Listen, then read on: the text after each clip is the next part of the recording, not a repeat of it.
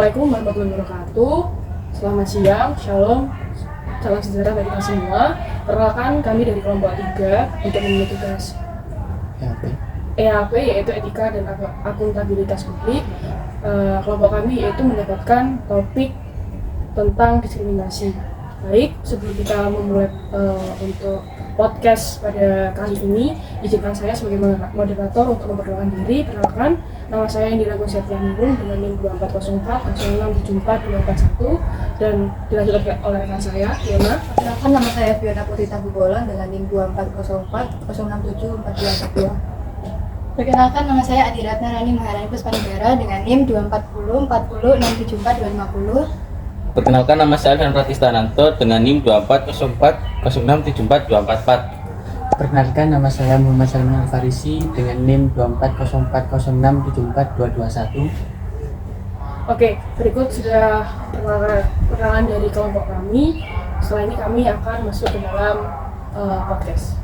Nah, oke nih, sekarang kan kita sudah masuk dalam sesi podcast. Nah, pada kesempatan kali ini kita mendapatkan topik yaitu sebuah topik diskriminasi. Nah, boleh dong aku minta ke teman-teman diskriminasi itu apa dan juga mungkin ada beberapa macam bentuk diskriminasi itu seperti apa.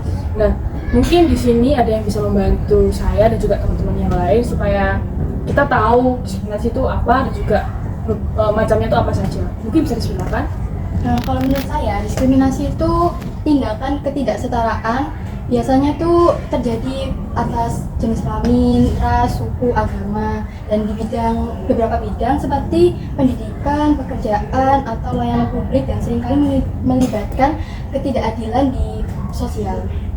Nah, benar sekali. Bentuk diskriminasi itu adalah seperti itu. Jadi ada beberapa macam dari segi ras, agama, dan juga pendidikan dan masih banyak lagi. Dan saya rasa diskriminasi ini adalah sesuatu keadaan yang sering kita jumpai dalam kehidupan sehari-hari. Nah, mungkin dalam tujuan pada podcast kali ini kita bisa sharing nih dari teman-teman tentang pengalaman teman-teman atas diskriminasi ini sendiri bagaimana. Nah, mungkin kita bisa mulai dari yang cowok dulu aja kali ya. Nah, mungkin dari Mas Salman bisa diceritakan pengalamannya, kamu ambil topik diskriminasi seperti apa, dan juga mungkin bisa dicontohkan dalam segi lingkungan di keseharian itu seperti apa. Silakan Mas. Kalau topik yang saya ambil dari sebuah jurnal atau sebuah web itu diskriminasi ketika ada seorang perempuan yang mana diskriminasinya itu diskriminasi gender, yang mana perempuan itu dianggap tidak memiliki sebuah tanggung jawab yang sama antara dengan laki-laki. Seperti contoh di bidang pekerjaan, yang mana perempuan tersebut tidak bisa dianggap bertanggung jawab atau sekarang coba cerita kembali dong seperti apa dari diskriminasi gender itu seperti apa? kalau menurut saya itu diskriminasi gender itu merupakan suatu pembedaan antara laki-laki dengan perempuan, yang mana biasanya merujuk kepada tugas atau kewajiban perilaku dan fungsi membedakan antara laki-laki dengan perempuan. Saya ambil contoh ketika seorang ingin berkarir, seorang wanita ingin berkarir di sektor pekerjaan, yang mana wanita tersebut itu tidak memiliki kewajiban atau tugas yang sama dengan laki-laki. Nah, dalam segi kejadian tersebut juga bisa dinamakan diskriminasi gender yang dialami oleh perempuan di sektor pekerjaan. Oke, jadi itu pengertian dari Mas Salman ya. Sekarang aku coba mau tanya kepada teman-teman yang cewek. Menurut kalian, seperti kesetaraan gender itu bagaimana? Atau mungkin kalian sendiri pernah merasakan dari kesetaraan gender ini sehingga mengalami diskriminasi? Mungkin bisa sharing dong gimana pengalamanmu selama ini. Mungkin siapa yang mau ngobrol, silakan. Nah, ada nggak? Kalau dari aku sih sebenarnya nggak ada, tapi mungkin biasanya dari pengalaman kelihatan dari teman-teman itu biasanya mereka tuh sering kurang mengemban amanah. Jadi maksudnya misalnya mereka pengen jadi ketua gitu, tapi kayak diragukan karena ya itu tadi gendernya mereka karena perempuan, jadi merasa kalau yang pantas jadi memimpin sesuatu tuh dari laki-laki. Jadi seperti itu. Iya. Mungkin ada yang dibilang mana sih sebenarnya tidak benar ya. Dan hal itu tuh bukan sekali dua kali yang terjadi di Indonesia, dan itu masih terjadi sampai sekarang.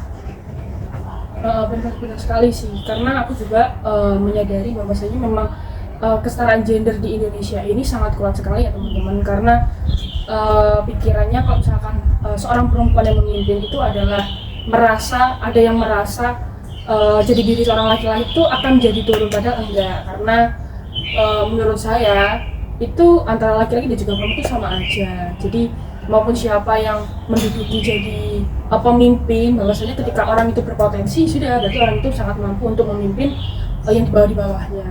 Gitu nggak teman-teman? Ya, setuju. Oke, sekarang aku mau tanya ke Mbak Fiona nih ya teman-teman ya. Guys. Untuk topik apa sih yang kamu ambil dalam diskriminasi ini sendiri? Aku sih kemarin ngambilnya diskriminasi agama ya, karena diskriminasi agama itu kayak perilaku tidak adil terhadap perbedaan yang ada di dalam masyarakat. Oh gitu. Jadi kenapa nih kamu kok bisa inspiratif sekali untuk mengambil topik tersebut? Mungkin ada karena sesuatu hal yang wah ini harus aku ambil nih untuk jadi topikku gitu. Mungkin ada nggak? Kalau dari penglihatan sendiri, dari kita juga, kan agamaku Kristen ya. Akhir-akhir ini sering terjadi kayak perbedaan itu malah membuat kerucuhan. Nah di situ saya berinisiatif untuk mengangkat, oh ini deh aku angkat sebagai topikku di matkul kali ini. Iya. Sangat menarik. Bener, itu kalau bisa menarik memang bener sangat menarik ya, karena dalam waktu beberapa bulan terakhir ini memang kita ketahui dalam berita di TV ataupun sekarang zamannya Gen Z itu TikTok, Instagram dan lain-lain, kan kita bisa melihat berita tidak dalam segi televisi saja, tapi memang sekarang sangat marak sekali di media sosial, dan apalagi tentang diskriminasi agama ini sangat sekali jadi bahan hot topik ya dan trending. Dan saya sendiri dalam tugas ini saya juga sama seperti Mbak Fiona, saya mengambil topik diskriminasi agama karena ya memang sama, saya juga berada di agama Nasrani yaitu Kristen, sama juga.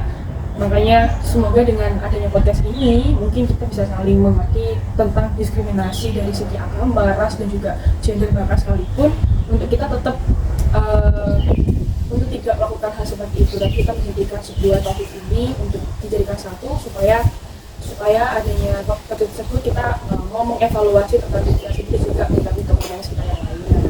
Nah, selain tentang diskriminasi agama, mungkin dari Mas Alfia ataupun Mbak Rara, bisa dari salah satu dari kalian mungkin yang mau menyampaikan terlebih dahulu kalian mengambil topik apa dan juga mengapa mengambil topik tersebut, ya bisa dong dijelaskan secara kelas singkat dan juga jelas lah. Silakan, siapa dulu nih? Mungkin dari saya dulu. Di sini saya membawa dari diskriminasi hukum di Indonesia. Jadi kan diskriminasi itu kan sikap yang tidak adil. Nah, di sini mungkin di Indonesia itu ada oknum yang bisa disebut kayak nggak adil dalam memberi hukum kepada rakyat yang tertindas. Contohnya apa nih, Mas? Di sini saya membawa berita dari nenek yang mencuri kayu jati. Kemudian karena beliau ya bisa disebut orang menengah ke bawah, jadi beliau langsung dibawa ke ranah hukum untuk dipidanakan dengan tuntutan mencuri. Padahal si nenek ini. Oke Mas, silakan Mas Alfian untuk dilanjutkan kembali terkait sharingmu. Silakan. Di sini tadi neneknya itu dipenjara dan divonis selama 1 tahun dengan denda 500 juta. Nah, di situ menunjukkan bahwa bisa dibilang hukum Indonesia itu sangat tumpul ke atas dan tajam ke bawah. Nah, mungkin di sini saya bisa menyimpulkan diskriminasi ini benar-benar sangat masalah sosial di Indonesia dan harus bisa dibenarkan. Oke gitu Mas, jadi dari cerita yang sudah kamu sampaikan nih bahwasanya kok bisa gitu ya, Ya. nenek hanya mengambil Seorang kayu jati. Oke, setelah yang sudah kamu sampaikan, ternyata ada sebuah ketidakadilan bagi seorang nenek yang ternyata hanya mengambil sebuah jati bisa dikenakan hukuman sampai selama itu dan juga dendanya sangat banyak sekali. Itu sangat tidak adil. Tidak adil ya untuk Ya. para koruptor yang Ya. dibanding dengan koruptor yang mengambil hingga miliaran, triliunan ya kan, untuk ternyata tidak dihukum. hanya sampai mungkin berapa bulan dan dendanya tidak sampai seperti itu tadi. Jadi semoga kedepannya di era sekarang, presiden sekarang, setidaknya hukum itu semakin tertata dan juga tegas dan adil, seperti vaksinnya yang sudah dilakukan oleh para penjahat-penjahat yang memang sangat jahat sekali untuk negara kita. Oke?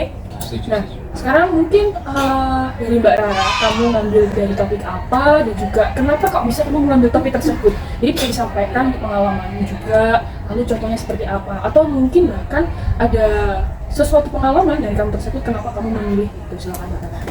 Kalau dari pengalaman sih enggak ya, cuma karena emang lagi ngambil topik diskriminasi karena kita juga kan dalam ini lingkup administrasi negara ya. Jadi topik saya itu ASN yang didiskriminasi karena penyandang disabilitas. Jadi dalam kasusnya itu ASN ini tuh mundur dari pekerjaan, tapi itu nggak izin ke kayak kementerian gitu loh. Jadi mundur secara tiba-tiba karena suatu penyakitnya. Akhirnya dianggap kalau misalnya itu tuh keluar dan dimundurkan diri tanpa persetujuan ASN yang terkait. Nah, di situ ASN-nya kan nggak terima ya, pasti. Dan akhirnya minta keadilan, tapi malah kayak dibalikin gitu loh. Dengan kayak gitu tuh harusnya ada seperti apa ya?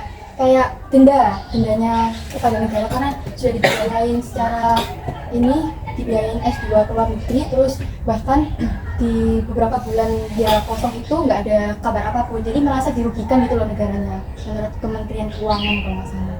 Oh, seperti itu. Jadi mungkin yang bisa kita ambil dari cerita dari Mbak Rara, tapi yang dia ambil ada sebuah ininya tidak ada keadilan ya. Iya. Terus adanya mungkin ada pemberhentian kepada satu pihak aja tanpa ada persetujuan dari dua belah pihak atau dua arah.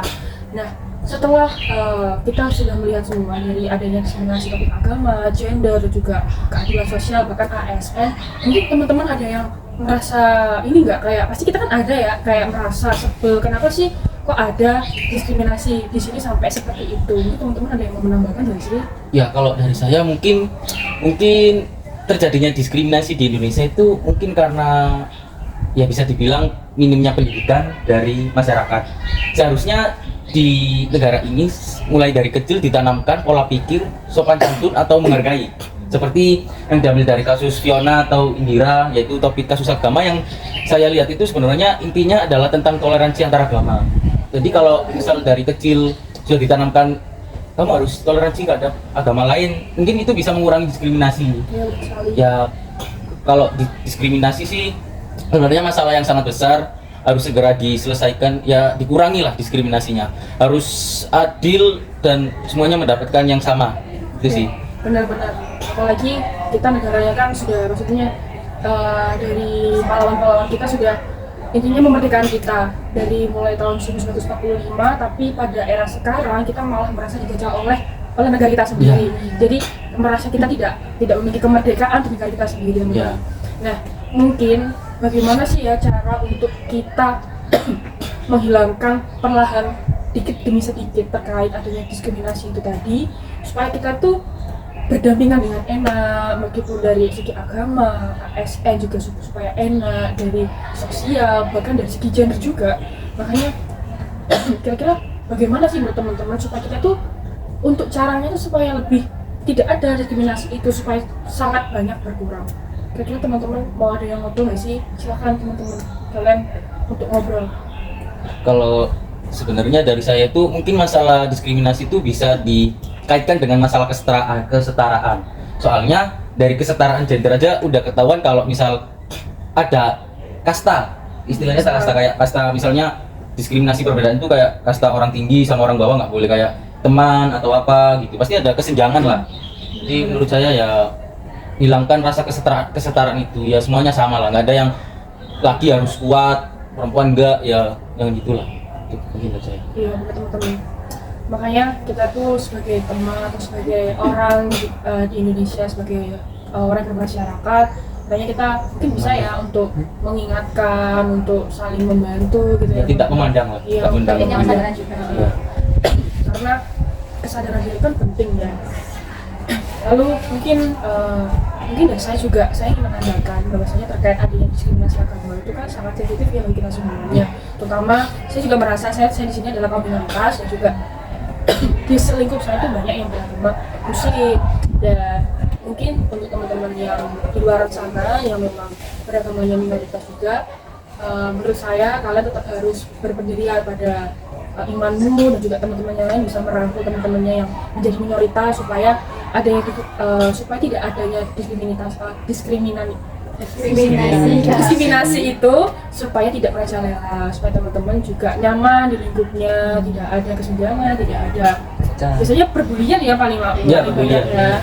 Nah yang paling sering itu ya teman-teman yang bagian kaum yang jadi mayoritas nih, kayak kalau misalkan contohnya bercanda nih ya, yang tahu tempat lah, tahu kapasitas ya teman-teman. Terus sekarang dari teman-teman ada nggak sih kayak keluh kesah dari kalian untuk negara, untuk apalagi intinya sejalur lah sama topik yang kita ambil sekarang ini. Mungkin dari Mbak Rara atau Mbak Vio kan? Oke. Ya mungkin karena topiknya saya lebih ke politik gitu ya Pak. Jadi mungkin hukum di Indonesia tuh diharapkan lebih ketat gitu loh. Jadi kalau emang orang itu bersalah baru bisa disalahkan. Kalau misalnya orang itu benar, tidaknya tuh harus ada alasan lain kenapa orang itu bisa dibilang bersalah gitu. Iya, jadi mungkin dari segi pemimpin tuh bisa melihat dari dua sisi ya, ada juga lebih kita nggak boleh egois. Sebagai pemimpin kita juga harus mendengarkan dari pihak bawah, dari pihak atas, bahkan dari pihak lingkup sekitar, supaya kita mendengarkan dari segi dua arah, tidak hanya biasanya itu mungkin karena segi orang ini tuh jabatannya lebih tinggi jadi yang lebih didengar, tapi lebih jabatannya di bawahnya itu tidak mau didengar karena pasti mengiranya kalau jabatan sudah tinggi pasti itu adalah orang kepercayaan lah, benar kan, orang kepercayaan, sehingga lebih percaya. Jadi untuk teman-teman ataupun yang orang yang di bawahnya itu mereka tertindas. Jadi maka insecure lah ya, insecure karena soalnya aku orang bawah kok tidak didengar seperti itu. Oke teman-teman, mungkin dari pembahasan kita kali ini pada podcast kali ini sudah bisa dicukupkan mungkin ya, karena ya sudah mewakili sekali dari awal sampai hingga saat ini. Mungkin ini juga saatnya kita pamit dari kelompok 3 untuk mata kuliah etika dan juga akuntabilitas publik. Dan sekian saja dari kami. Sekian, wassalamualaikum warahmatullahi wabarakatuh.